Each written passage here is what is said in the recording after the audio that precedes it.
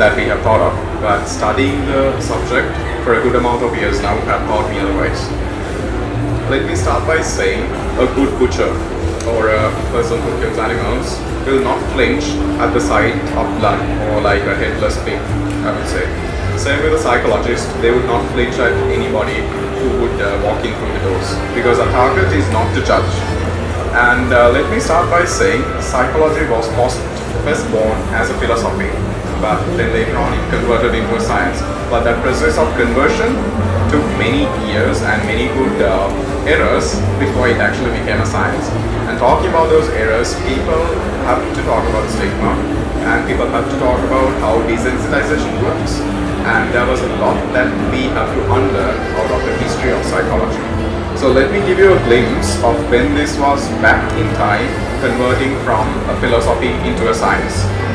What you see here is what we call a lobotomy. So a lobotomy is when you take a person and insert a metal rod, specifically a needle, through the eye, through your eyelids, and to reach to your brain, the frontal cortex per se, and to make a small damage or like make a small pin to it to see if you can recover a person. So what kind of persons will be going on the lobotomy is the question. So back in the time, they took mental illnesses into another level. So they didn't have the terms mental illnesses per se. There was a time they thought this was a possessed person, or like, you know, if you take schizophrenia or a mental illness that we usually know today as schizophrenia, they would think, okay, this is the devil, or like this is a person who's possessed. Later on, they invented lunatic asylums. So a lunatic asylum is a place where they could put all these aggressively behaving mentally ill people together, kind of like a prison, and forget about it. So that was what a lunatic asylum is. So that is what people had back in the time. If you're mentally ill and if you're schizophrenic and if you're aggressive, if you're behaving differently from the crowd, that's where you went to. So in these places, we had very curious people who are related to the subject of psychology, people who are studying the subject of psychology. So they perform certain activities because specifically we didn't have medications. For any mental illness, we didn't have medications. So what people did was they performed experiments that they thought would cure them. So lobotomies was one of those things. So they took these patients back and they thought maybe, okay, that's an error in the brain. There's something wrong with the brain. Maybe if we make it damaged, or like we can try to balance it out. Because obviously it's an imbalance. So maybe let's try to balance it out. And they simply inserted a metal rod to the frontal cortex and try to make a damage there, thinking that it would help them to bring back to normal and not make them mentally ill. So the thing that we have to be concerned about here was these were normal people who were brought in because of mental illness that had no responsibility for themselves. There were no people who would speak up for them, like their parents or loved ones or their immediate support circle are not connected to these people. So whoever is performing these experiments do not have consequences later on, and many people died because of these lobotomies. And let me tell you how the lobotomies were invented. It was simply because a random person, once again a scientist, a so-called scientist, performed this experiment in an aggressive dog simply with a metal rod, and they thought, why not we perform it on a person? So they took it to the next level. And lobotomies up to this day, they don't understand why it is helping person, or like is it helping person? Absolutely not. For mental illnesses, it's not going to cure it. So this is not something that is practically done. But these are the types of experiments that they came across to form, like to think and cure a mental illness. And it didn't stop there. So how many of you have the experience of being in a swing in your childhood? Okay. And you feel the breeze and all of those things, right? So they came up with another thing. So do you understand that our brain is kind of like floating inside our head in brain matter? So that's why when you go fast in a car, you get car sickness. Yeah. When you get into motion and your brain senses motion and it's speeding up, you get car sickness, you get seasickness. And they thought maybe, okay, we'll spin these people and see if it would cure them. So what they did was they came up with an apparatus where they would hang the patient and they would spin this apparatus or the swing per se continuously at the same amount of speed for a specific time without stopping. What do you think happened? So mind you, these patients are very aggressive and not behaving properly, very unhygienic. What do you think happened to these mentally ill people after they were put in this rotating swing per se? Were they cured? I don't think so. Okay, they were not. Exactly, there was no proper ground on why would they do that, and it is obviously not a cure. So most of the people died after that because after they kept on doing this, not just for one person. This was a continuous process. They would take more and more patients, put on these apparatus, spin them, and see what happens. So what usually happened was their aggressiveness went down. Why is that? Because obviously 10 times multiplied into car sickness. They can't move, they would go into a corner, they would just be fallen out there, and it was easy to handle. Imagine a place where all the schizophrenic patients are put into one place and aggression is there and there's no way of controlling. So after performing these experiments, it was easy to handle. So what they thought was, okay, probably they are getting better, they don't have this behavior. So based on those things, they just kept on continuing these experiments, and it didn't stop there either. So if you want to know more about these things, you can search about the Bedlam Royal Hospital in the 16th century. They call it a Royal Hospital, but it's like a lunatic asylum, which they used to call it back in the days. They don't call it anymore that. And they didn't stop there. So they came up with another experiment. We call this the ice bath. So some of the ice baths were also practiced in Sri Lanka. So I'll explain how ice baths happen. So early in the mornings, preferably, they would take these mentally ill patients who are schizophrenic or aggressively behaving, and they would throw them in the water into a bathtub which is full of ice cold water with ice, and they would keep them submerged in this bath for a few hours. What do you think happened? Was it, do you think it cured or helped them cure their nerves or anything? It actually kind of did help them to cure their aggressiveness and hyperactiveness and things like that. And some of them felt so soothing. Actually, they were dead. So it was not a cure again. And I know I'm trying to make this funny, but it wasn't a joke back in the days when it was actually tested on people. So these were not actual things that cure a mental illness, but this is how the history of psychology and the history of lunatic asylums was there. So this is what people thought of mental illnesses. This is what people thought of curing. This is what people thought of experiments. Research and experiments were not ethical at all back in the days. But in the modern world, it's way different. So what we are exploring here is how are we making it ethical? Why is psychology important in certain ways, and will these things still continue to this day? Yeah. So do you think these are continued in these days and these kind of experiments were necessary?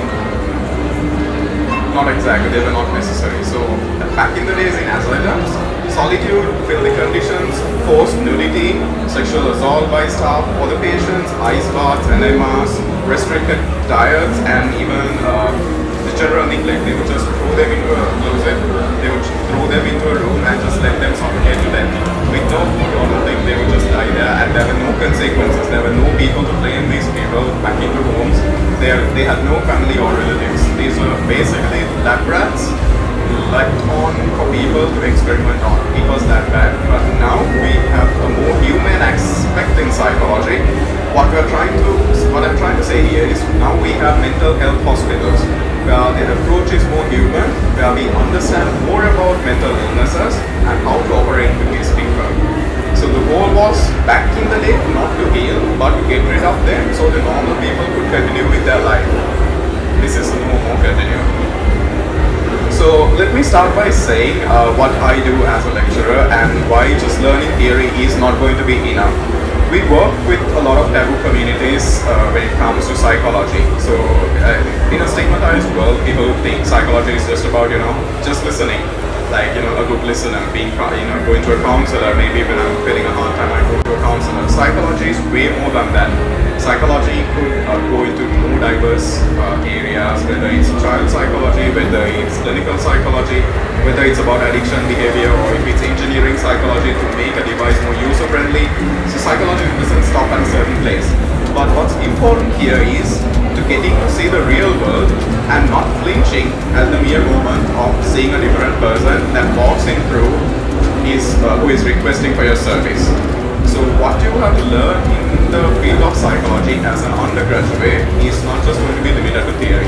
As any subject, we also include practicals, but these practicals are hard to get to. In many universities, what we see is we learn a theory, but is it very applicable when we're trying to approach our own crowd? Let's take for an example. You learn a theory that was developed in a Western world with Western research where there's minimal data and not everything is applicable in general wise. So how are you learning a theory and then applying it to our culture? Is it the same effect? So theory is only transformative if you apply it properly. Yeah. So what we do here is some of the work that I have done. So talking about taboo communities, we visited the National Institute of Mental Health. Do you know what that is? NIMH, formerly known as Angoda. It was so stigmatized, we had to rebrand it. Now it's NIMH. So when you say like, we are going to Angoda, or like when a person who's living in the Angoda town, Angoda is not a mental hospital. I hope all of you know that by now. It's not a mental hospital, it's a town, Angoda town. So people would not get down from that bus stop, even though they live there, they would take a stop afterwards simply because they don't want to say, I'm getting down at Angoda. That's stigmatized. So now we are calling it the National Institute of Mental Health, which is accurate. This is a place where people heal, and this is where people go to get treated if they are mentally struggling. And in this place, I took my kids there. This is where I also started my first internship. And I recall leaving my students there to start their first internship as well. After 2 days of their internship, I got a call from one of them. 3 girls basically, 3 of the students ranging from 20 to 23, I guess. And I was like, is everything okay? What's happening? Why did you call me? And it was around 12 noon. I was at my lecture, they were at NIMH. And she was like, I didn't have a fish bun, I got strangled. That's all I heard. So this was one of my students. So one of the patients had come behind her and kept on asking for a bun. Obviously she didn't have it, and the end result was the patient tried to strangle her. And she was having a shock of her life. I mean, things like this happen. This is what we have to understand. Like, patients are not the same. Sometimes they are aggressive. Behaviors could be unpredictable as such. But understanding these things and how do you approach these things, if you're studying psychology and you want to be a psychologist in the clinical setup, these things should be expected. And the better you experience it during your undergraduate times, will give you a better exposure and a better readiness when you actually become a psychologist after your education. So these things do happen. And we also, following the visit, we went to do a CSR project where we understood there's a clothing limitation and people, it's not very easy to handle clothes at a institute as such, where clothes are, thrown out and, you have to keep on getting a good supply of clothes. So we did a clothing drive here. So this was also done to provide them with empathy and understanding and, be a part of that community and help the people who are struggling mentally, who are mentally ill. It didn't stop there. So when it comes to psychology, we understand theories in certain ways. For an example, we learn a theory called social comparison. So social comparison is when you try to understand about yourself by looking at other people. Whatever beliefs you have, whatever understandings you have, things about your personality, you try to compare it with others and make judgments about yourself. Imagine a person who's considering themselves as a psychologist. Do they not have these feelings and emotions and emotional regulations? It's a normal child who goes to learn psychology, right? Anybody of us could be. And it's kind of like a dentist getting a toothache, yeah? It doesn't mean just because you're a dentist you will not get a toothache. You can get better care of it, but same as for a psychologist, you're a normal person. So regulating these emotions is not just going to come through theory or study just in a classroom. You have to understand more about it. So I had struggles in my studying period as well. So I learned about gender dysphoria. How many of you know about gender dysphoria?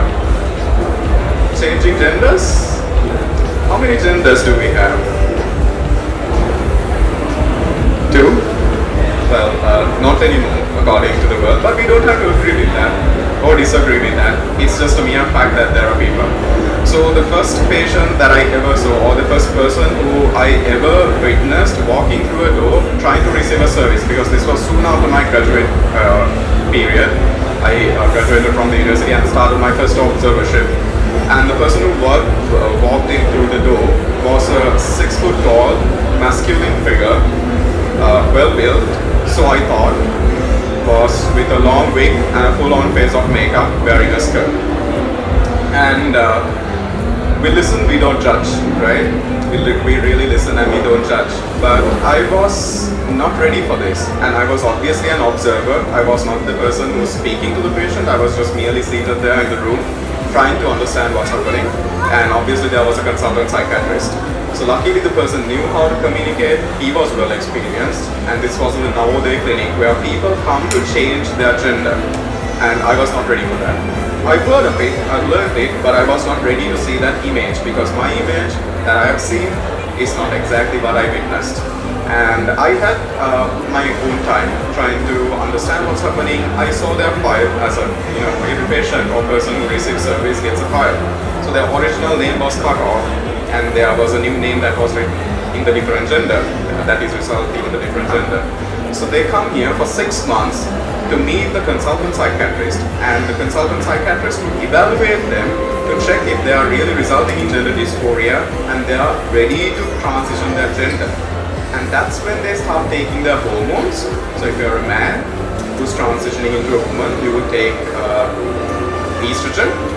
And if you're a woman who's transitioning into a man, you would take testosterone. So you have to get the approval of the doctor and then get the GRC, the gender recognition certificate, to say that you're properly transitioning now, you're allowed to transition, and this is not because of a mental illness, this is because you're properly having gender dysphoria and you're allowed to transition.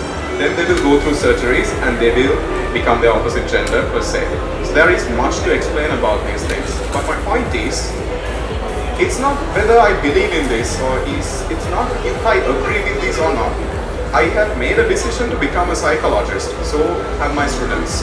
And I was not ready to understand everything in depth, and I may not have signed up for everything. But as a psychologist or a person who's studying psychology, I don't have the space to judge or to make discriminations or say no to a person who's trying to receive my service. I can't discriminate. It doesn't matter if it does not align with my beliefs or religion. It's another person who's trying to live their life. So these things were important, and to understand that, to be emotionally regulated, you have to see that. So my belief is at your undergraduate and the undergraduate level itself, while you're being a student, it is necessary with the theory that you learn to experience the taboo world that you have never seen otherwise. So we had a recent workshop with the National Transgenders Network of Sri Lanka. It is a community of transgenders who have gone through successful transitions, helping others who are in transition to work through that. So we had a session where we explored the lived experiences of these people. And it was not the easiest to work on, and I'll tell you why later. And next you will see some of my students who have gone to their clinical internships at the Army Hospital, where it was a different set of patients. People who are suffering from post-traumatic stress and people who are related to forces. This was a place where they started their internship as well, so it was not just limited to theory. And another visit that we made was to the National Dangerous Drug Rehabilitation Center, where we met with people who are trying to get out of addictions, out of methamphetamine and other serious drugs that we know of. So suffering from not mental illnesses per se, but withdrawal symptoms, where they were getting out of the addiction at a rehabilitation center. So we as undergraduates were not there to tell them what to do or to help them or counsel them. We were just there to break the stagnance of their lifestyle. Imagine being in a rehabilitation center with all your colleagues who are going through the same thing. Over and over, you have the same set of things to do, and there's no difference in a rehabilitation center. So we go there, we try to spend a day with them, we do different activities with them, we try to understand the lived experiences, understand the causations. Why would I use a drug? What made me use the drug? And you will be surprised what made them use the drug. It's not the normal things that we would think of. And these people get a chance, a second chance, and we get to understand how can we help once we are in a level or a position to provide our services as mental health practitioners and how it would be helpful. And you can also see these are places in Sri Lanka that I never thought existed until I visited these places. There are places called Center for Victims of Rape and Abuse or Survivors of Abuse.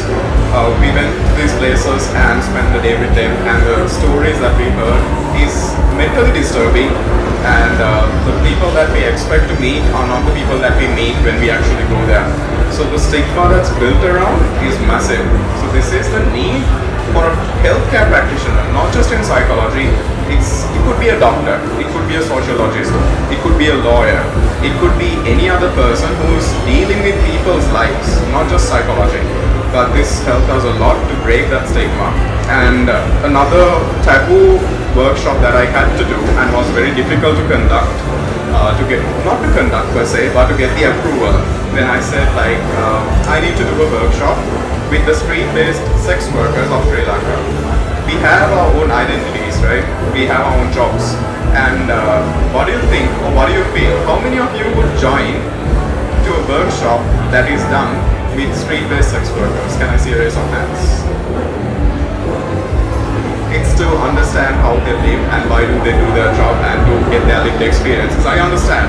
So imagine when I'm trying to get permission from a university telling that, listen, I'm going to bring around a good 10 sex workers who are street-based so that I can discuss with them what their difficulties and lifestyle is and to understand their lived experiences.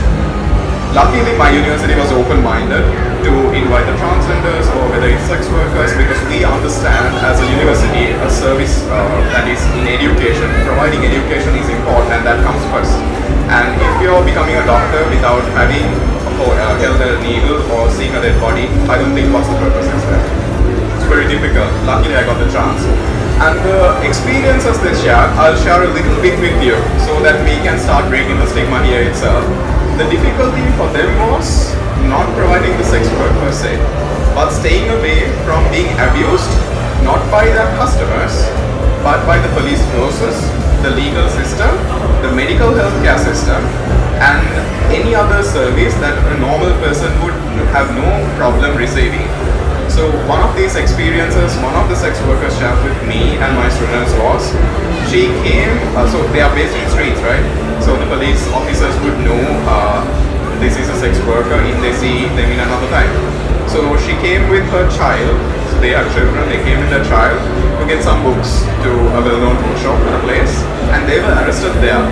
So they were not engaging in sex work, they were not providing sex, they were not doing anything illegal, but they were arrested anyways. And they were taken to the police station and things like that. There were more things like that. How many of you know if sex work is illegal in Sri Lanka? Is it illegal? Is it? I would strongly advise you to, is it? It's actually, I would advise you to read upon that. So sex work to say, if as an example, if I want to sell my body, it's not illegal. But there are other laws and regulations that we work around, such as the brothel house ordinance. I can't have a brothel house and provide sex work in a brothel house. And there's another law called the vagrants ordinance, where you say it was implemented way before and these laws have not changed. So the vagrants ordinance was, in Sinhala we call it Ayale, not good. So Ayale back in the days when we were colonized, this law was brought so people would not conspire under trees against the government at that time. That's what Ayale meant. But who do you think is being arrested now with this vagrants ordinance? People who conspire under trees? I don't think so. That's not what we use this law for. And back in the time, this was way before, the fine was 100 rupees. So that's a good amount of money. 100 rupees back in the days was a big amount. And we can have an understanding of our law and legal system by this. It's still 100 rupees. So when a sex worker gets arrested for providing sex work and they get arrested, what do you think the fine is? 100 rupees. And what's the question that's asked from them? What's easier?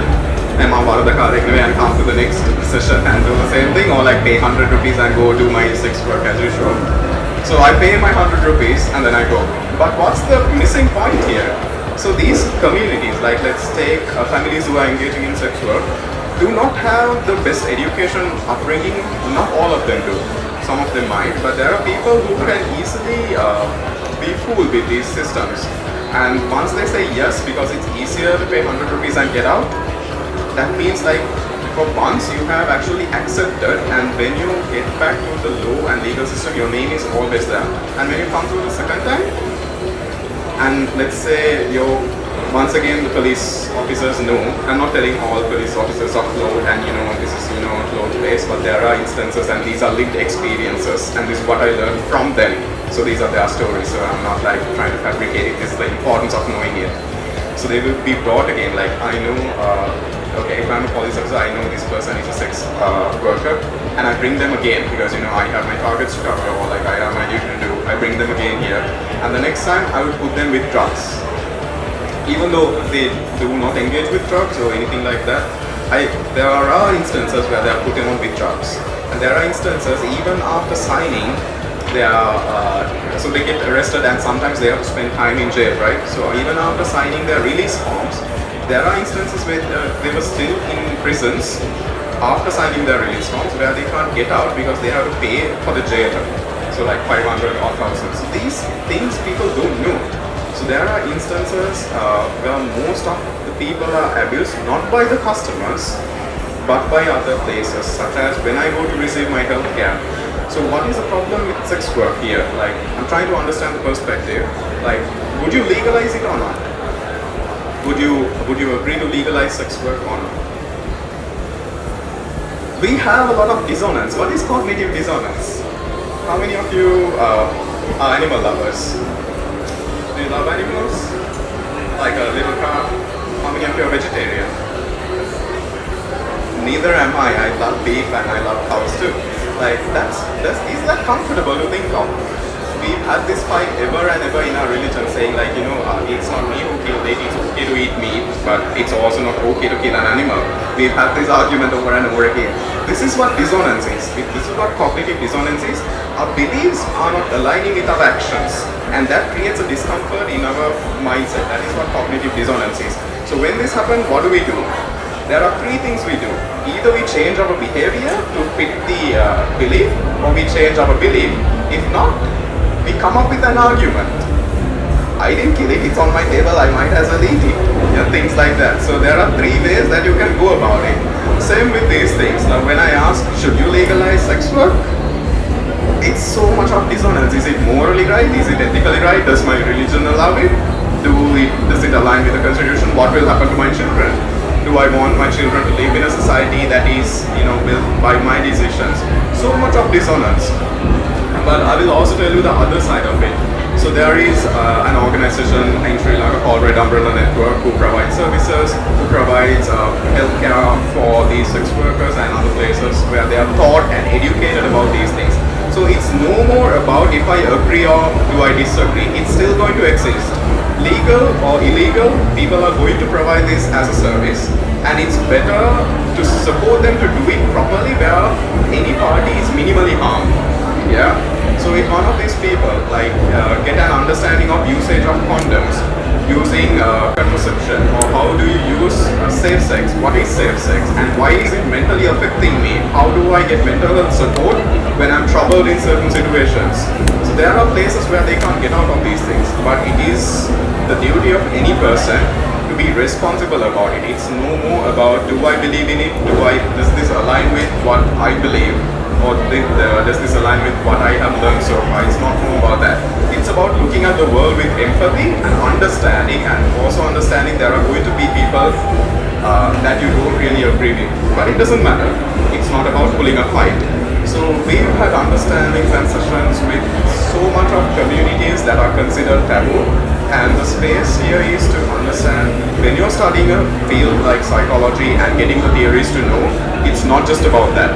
You convert yourself into a different person where you don't judge anybody, where you become an empty vessel when a person walks in, to see what kind of best service that you can provide to this person. And I would also like to say, even though these are the things that I got you, these are my kids, by the way. So arranging things for the children of sex workers we provide. So sex workers obviously have children, and they also have a right to education. So we raise funds for their education and gear and equipment for school bags and all of those things. And we visit to these places, we have it. And I believe personally as a lecturer, it's more important to get out of the class as well, to understand and see the real world, to see and understand a world that you have not seen, and to experience and share a day with people who are raised differently to you. Not to make an upward or downward comparison of that. So when I told about social comparison theory, there are two methods that you do social comparison. You either do upward comparison or you do downward comparison, among many other concepts. So upward comparison is like when you see people who are way past you in experiences and expectations, and you compare yourself to them and see, I'm way behind. You feel less motivated. And you see people who are, you consider that are below you, who have not achieved as much as you, and you compare yourself and feel motivated. So there are correct ways and wrong ways that you could do that. You know, we all have these, comparison methods. I'm just naming them. So it's not to feel an upward comparison or a downward comparison. It's just to feel all of us are human and we go through different things. We have our own problems. So that's a little hint onto what psychology is in general, but it doesn't limit here. I only touched upon the human aspect of it, but psychology doesn't stop here. It's related to all the fields: law, legal systems, medications, schools, educations, if you want to get into courses, if you want to be go into marketing, management, or like in general into any other place in the sectors, you can always find a pathway that resonates mostly with you. If it's to service the children in special needs, or if you want to become a lecturer in education, there are many pathways. But what's important is it's going to be a lot of decisions that you make and understanding about yourself. You learn, unlearn, and apply theories, and not just theories, but also humanity. So that's what RIC or Royal Institute, as well as any other service institute, should be looking at when they're providing education in fields like psychology or any other subject that deals with human life and matter. So I'm not going to take any more time of you, but if you have questions, I would like to answer them.